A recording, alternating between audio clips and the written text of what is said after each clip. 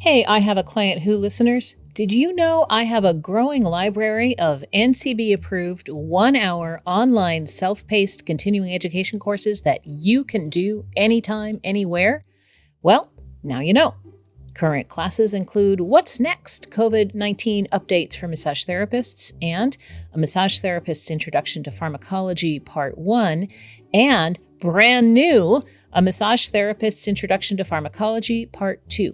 Classes are $20 each, and they confer 1 hour of continuing education credit. Want to know more? Visit my website at ruthwerner.com and check it out. Be sure to sign up for my mailing list so you'll never miss a new class. Till Luca and the Advanced Trainings faculty invite you to join them on a floating raft house in Thailand for a special 10-day retreat, combining hands-on advanced myofascial techniques with Zoga movement classes, all surrounded by the natural beauty of Thailand's jungle ecosystem. Book now to save your spot for the February 2023 retreat. Plus, check out Till's amazing subscription and get unlimited access to curated bodywork and movement courses from just $20 per month.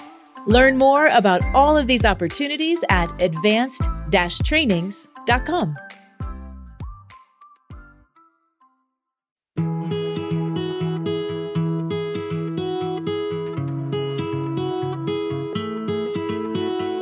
Hi, and welcome to I Have a Client Who, Pathology Conversations with Ruth Werner, the podcast where I will discuss your real-life stories about clients with conditions that are perplexing or confusing. I'm Ruth Werner, author of A Massage Therapist's Guide to Pathology, and I have spent decades studying, writing about, and teaching about where massage therapy intersects with diseases and conditions that might limit our clients' health. We almost always have something good to offer, even with our most challenged clients, but we need to figure out a way to do that safely, effectively, and within our scope of practice. And sometimes, as we have all learned, that is harder than it looks. Today's episode comes from a massage therapist in Pennsylvania who sent me an email through my website. That's at www.ruthwerner.com if you'd ever like to do the same. And in this note, they asked, "To whom it may concern, I am looking for more information regarding Chiari malformation and massage. I was wondering if you have resources on this subject. Thank you for your time and assistance." Well, that was polite and formal and lovely, but it didn't give me much to go on, so I followed up for some more information, and here's what they sent. I have a potential client with this condition. They'd love to receive massage, but have not because many previous therapists have declined appointments given the unknowns and possible contraindications, but not being able to refer out due to lack of resources and knowledge. I myself am unfamiliar with Chiari malformation and how it pertains to massage therapy. When looking for resources from NIH and PubMed, I didn't find anything helpful to this topic, which is how I decided to contact you. In conversation with a physical therapist colleague, we thought Chiari malformation would not necessarily be a contraindication as long as there's no increased pressure like a hydrocephalus going on. Also, would we want this person to have an MRI or other screening to rule out the instability of C1 and C2? I found some talks from neurologists to gain a better personal understanding from the autonomic nervous system perspective of how Chiari malformation affects daily life. So my questions are, number one, do I work with this individual from a place of caution, care, and consideration, as observed when I work with people with cancer or people in palliative or hospice care? And question number two, do I refer out? And if so, to whom? This is where I am in my quandary of Chiari malformation and massage. Thank you for your time and consideration on this topic. I appreciate you. Well, I appreciate you too. Thanks for sending these great questions. And I really appreciate this massage therapist's initiative in starting their own search for information and their consultation with another provider to try to suss out what might be possible for a client with Chiari malformation. And it kind of breaks my heart that this client has been denied care because no one before this massage therapist ever looked deeper at what might be possible for them. Yes, it's true that a search on PubMed for Chiari malformation and massage turns up a great big goose egg. But there are other ways to gather the information we need to make this decision. So we're going to look into Chiari malformation with a special eye on how these conditions, yeah, there's more than one type, might influence some decisions about bodywork.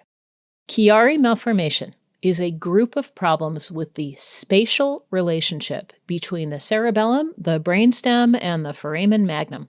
It was first described in the 1890s by an Austrian pathologist, Hans Chiari. Later, one subtype was named Arnold-Chiari syndrome to incorporate the work of a German pathologist named Julius Arnold. Thank you, Wikipedia. In this situation, dangly bits of the cerebellum, you remember that? It's the little brain that sits behind and below the cerebrum. These dangly bits extend into the spinal canal. They're called cerebellar tonsils. And what this leads to is dysfunction in the cerebellum and maybe the brainstem and sometimes the lower cranial nerves. Sometimes more of the cerebellum and brainstem might be involved, as we will see in a moment. It turns out that depending on your resources, there are 4 subtypes of Chiari malformation. Type 1 is the most common, and it's relatively mild, involving just a small portion of the cerebellum. Symptoms might not arise until adulthood, if they arise at all. Type 2 involves both the brainstem and the cerebellum pushing into the foramen magnum, and this is usually seen along with a pretty serious subtype of spina bifida called myelomeningocele. It can be repaired, or at least improved, with surgery. This type is the Arnold-Chiari malformation that I spoke about earlier. Types 3 and 4 are extremely rare, extremely severe, and in the words of one resource, usually incompatible with life. So, as massage therapists, we are unlikely to see them. For what it's worth, people who are really into this sort of thing argue that the pathophysiology of types 3 and 4 are completely different from types 1 and 2, and the only thing they have in common is the name. So for the rest of this conversation, we'll focus on types 1 and 2, which are much more common. Type 1 Chiari malformation is estimated to happen in about 1 out of every 1,000 live births, but it is often asymptomatic or doesn't turn up until adulthood. I did the math on that, by the way. There are about 3.75 million live births in the United States each year, and 1/1,000th of those is 3,750 people who are born with type 1 Chiari malformation each year. Type 2 is estimated to happen in just under 0.5 times in every 1,000 births, so it is much rarer. What does that translate into? Fewer than 1,400 people each year are born with Chiari malformation type 2. These central nervous system anomalies often appear along with some other central nervous system issues, and our understanding of how it affects each individual has to include these possibilities. Sometimes we see hydrocephalus. That means water on the brain, but of course what it really refers to is a buildup of cerebrospinal fluid in a way that can put dangerous pressure on other structures. And as we mentioned, type 2 is associated with spina bifida, literally cleft spine. This is a situation where the vertebral arch doesn't fuse all the way during gestation. Spina bifida also has grades of severity. Sometimes it's severe and obvious at birth and could be deadly. Sometimes it's so subtle people don't even know they have it. Pressure on the brainstem and the cerebellum can cause all kinds of problems, as you can imagine. Remember, the brainstem helps to regulate autonomic function, and the cerebellum has a lot to do with the relationships between our prime movers and antagonists to help set up healthy muscle tone, but also to help set up appropriate posture. Some of the symptoms of Chiari malformation are connected to brainstem dysfunction. So in that situation, we might see things like difficulty swallowing or speaking or drooling, problems with a gag reflex or vomiting or breathing problems. We'll see this mainly with type 2. Cerebellum compression, which we can see also with type 1, can lead to muscle weakness, problems with posture, and sometimes serious problems with coordination and balance. Some people with Chiari malformation develop severe scoliosis or hyperkyphosis that might be related to restrictions on the movement of the spinal cord within the canal, or it might be because the cerebellum is not able to help us maintain healthy posture. And there's a handful of other problems that can affect the spinal cord as well. All kinds of sensory problems can come up with Chiari malformation, including dizziness, vertigo, loss of hearing, tinnitus, also headaches, migraines, and headaches with a sudden onset, like after coughing or sneezing. And a lot of other symptoms might occur, including depression, insomnia, neck pain, numbness, and having a hard time eating in order to maintain a healthy weight. So, what we have learned here is that Chiari malformation is not just one thing. It occurs across a spectrum of severity, and that means our decisions about bodywork must also be based on that spectrum and not on rubber stamping, whether it's indicated or contraindicated. I reached out to my network of therapists for their experiences of working with clients who have Chiari malformation, and I got back some really interesting input. Here's something one person sent. They said, a very close friend has been working with neurospecialists to treat their Chiari malformation, as well as negative pressure caused by leaks in cerebrospinal fluid. They have both trigeminal and occipital neuralgia. The combination of all these presentations has been debilitating, and it has taken years to properly diagnose. Wow, that is very hard to hear. Both trigeminal and occipital neuralgia can be incredibly painful, and I know that Chiari malformation turns out to be sometimes quite tricky to diagnose. I really hope this person can get some relief. I spoke to another colleague who has a client with Chiari malformation who was diagnosed in their early 20s. This person had surgery to remove part of the occiput to relieve pressure, and this solved the immediate problem of hydrocephalus, but it left them with a lot of scar tissue and severely restricted range of motion in the neck. They still have a lot of trouble with temperature regulation. That sounds like a brainstem issue to me.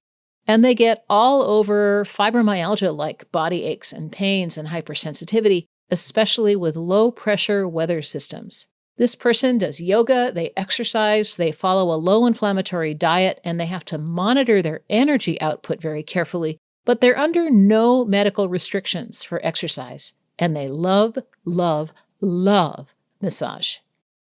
And yet another colleague generously shared their story with me. This person has type 1 Chiari malformation, diagnosed in their late 40s after a sudden increase in the severity and frequency of both migraines and vertigo. Eventually, they had surgery to relieve immediate cerebrospinal fluid pressure. A year later, they had a permanent shunt implanted to help drain excess cerebrospinal fluid out of the head and into the abdominal cavity.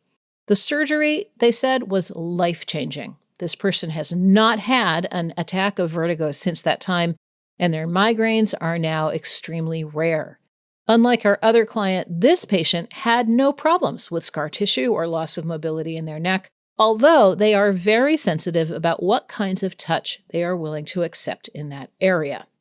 So, to return to our massage therapist and their client, here are their questions once again. Would we want the person to have had an MRI or other screening to rule out instability of C1 and C2? Do I work with this individual from a place of caution, care, and consideration as observed when I work with people with cancer or people in palliative or hospice care? And finally, do I refer out, and if so, to whom? For this massage therapist, I have a few recommendations.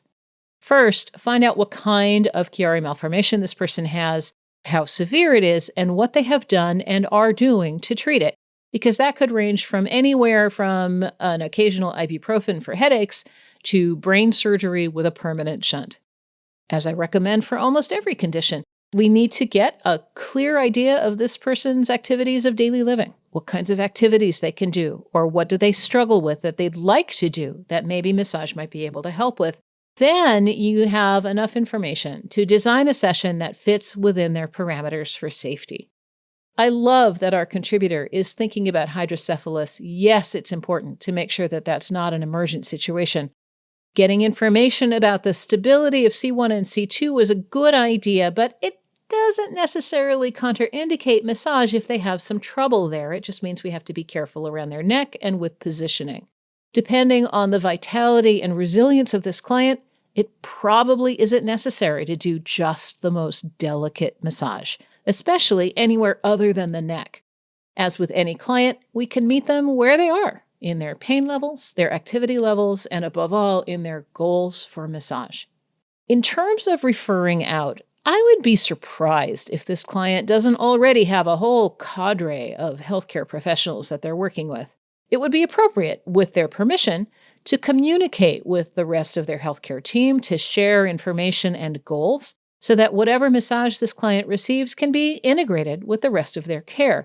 If for some reason this client has not pursued their situation with a neurologist, that's probably the first referral they need from their general practitioner. I am delighted to be able to suggest to our contributor to go forth and massage. With care and caution, sure, but also with curiosity, with enthusiasm, and I'd love to see you carefully document your process because you have the seeds of a terrific case report here. And clearly, people are eager to learn more about the intersection of Chiari malformation and massage therapy. Hey, everybody. Thanks for listening to I Have a Client Who Pathology Conversations with Ruth Werner. Remember, you can send me your I Have a Client Who stories to ihaveaclientwho@abmp.com. That's I Have a Client Who, all one word, all lowercase, at abmp.com. I can't wait to see what you send me, and I'll see you next time.